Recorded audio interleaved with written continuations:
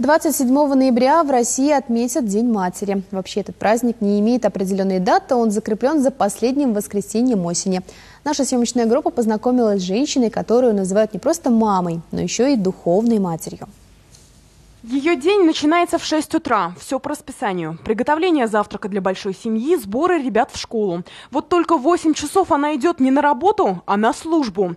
Дети зовут Наталью Ермолаеву мамой, все остальные – матушкой Натальей. Когда в храм я прихожу на службу, дети тоже приходят, они на службе присутствуют, и видно, что у них такое отношение, такая атмосфера взаимопонимания, что они без слов понимают друг друга. И всегда в глазах у них такое спокойствие. И это я думаю, что в этом как раз именно атмосфера дома. Матушка Наталья и отец Леонид воспитывают 6 детей. В семье 3 мальчика и 3 девочки. Женщина рассказывает, она никогда не стремилась стать многодетной матерью, но, видимо, где-то в подсознании такая мысль жила. Всегда же в историю изучали семью Ульяновых. Да, и там читали всегда, у них 3 мальчика и 3 девочки были. И подсознательно у маленькой девочки зародилась вот эта мысль. Как интересно, как хорошо. И друзей лишних не надо. И все вместе, всем играть. Полная семья такая. Если бы мне дали возможность взять другую маму, я бы выбрал свою маму. Когда я вырасту, я хочу быть как она.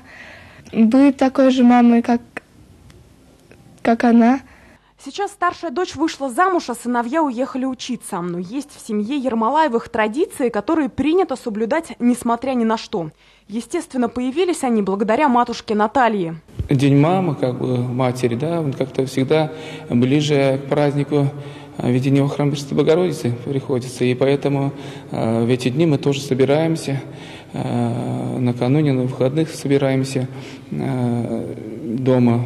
Мама, как всегда, стол накрывает, и на этом столе украшение стола, и тепло маминых рук – это пироги. У Ермолаевых вообще принято все делать вместе, но инициатором многих начинаний в семье считают матушку Наталью. А она говорит, главное быть тылом для мужа и сравнивает себя с женой декабриста. Ради любимого она оставила Канаш и поехала жить в село.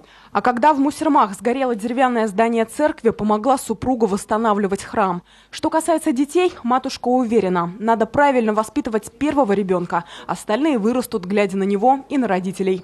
Мария Никифорова, Мария Николаева, Вадим Владимиров. Вести. Чувашия.